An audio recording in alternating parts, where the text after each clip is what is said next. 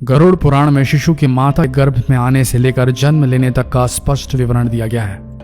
Medical science के अनुसार गर्भावस्था के दौरान माता जो भी खाती पीती है उसी का अंश गर्भस्थ शिशु को भी मिलता है। यही बात हिंदू धर्म ग्रंथों में भी बताई गई है। गरुड़ पुराण में शिशु की माता के गर्भ में आने से लेकर जन्म लेने तक का स्पष्ट विवरण दिया गया है। इसमें यह भी बताया गया है कि शिशु को माता के गर्भ में क्या क्या विचार आते हैं। आज हम गरुड़ पुराण में लिखी यही बातें आपको बता रहे हैं, जो इस प्रकार है। नंबर 1, गरुड़ पुराण के अनुसार स्त्रियों में ऋतुकाल आने से संतान की उत्पत्ति होती है। इसी कारण 3 दिन स्त्रियां पवित्र रहती हैं। ऋतुकाल में पहले दिन स्त्री चांडाली, दूसरे दिन ब्रह्मघातिनी के समान तथा तीसरे दिन धोबिन के समान रहती है। इन 3 दिनों में नरक से आए हुए जीव उत्पन्न होते हैं। गरुड़ पुराण प्राचीन ग्रंथ है, इसलिए हम यहाँ बताई गई बातों का समर्थन नहीं करते। ये सिर्फ गरुड़ पुराण में बताई गई बातें। माता के गर्भ में पल रहा शिशु क्या सोचता है, ये जानने के लिए बने रहिए इस वीडियो में।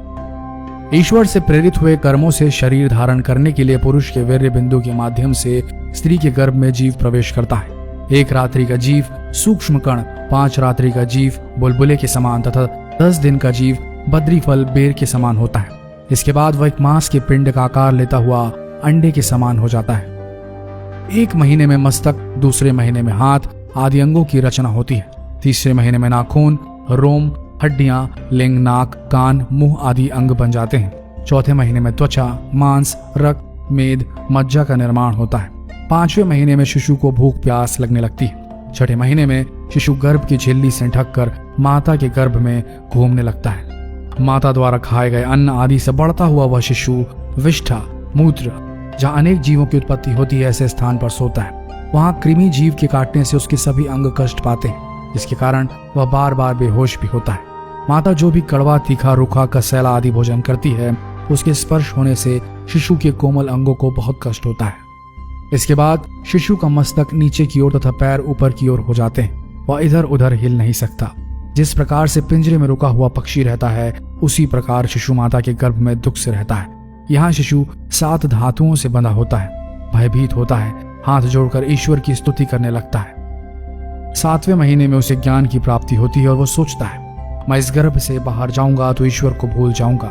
ऐसा सोचकर वह दुखी होता है और इधर उधर घूमने लगता है। 7वें महीने में शिशु अत्यंत दुख से वैराग्य युक्त हो ईश्वर की स्तुति इस प्रकार करता है, लक्ष्मी के पति, जगदाधार, संसार को पालने वाले और जो तेरी शरण आए उनका पालन करने वाले भगवान विष्णु का मैं शरणागत होता हूँ। गर्भस्थ शिशु भगवान विष्णु का स्मरण करता हुआ सोचता है कि हे भगवान, तुम्हारी माया से मैं मोहित देह आदि में और यह मेरा ऐसा अभिमान कर जन्म मरण को प्राप्त होता हूँ। मैंने परिवार के लिए शुभ काम किए, वे लोग तो खा पी कर चले गए, मैं अकेला दुख भोग रहा हूँ।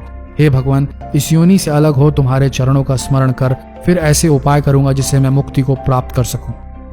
फिर गर्भस्थ शिशु सोचता है कि मैं दुखी, विष्ठा व मूत्र के कुएं में हूँ और भूख से व्याकुल इस गर्भ से अलग होने की इच्छा करता हूँ। हे भगवान, मुझे कब बाहर निकालेंगे?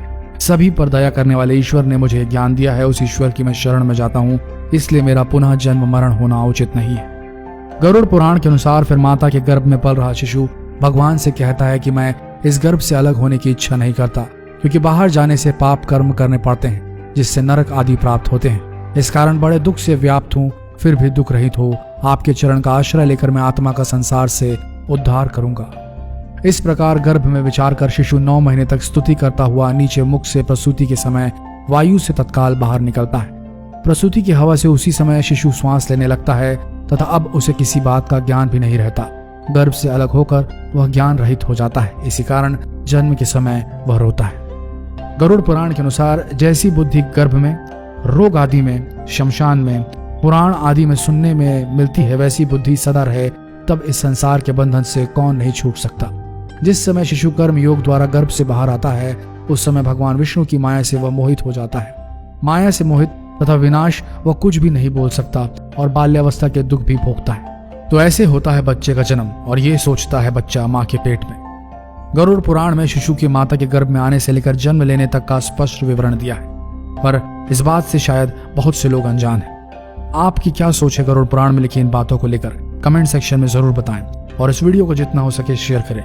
मिलते हैं अगले वीडियो में, तब तक के लिए हमारे साथ बने रहने के लिए धन्यवाद।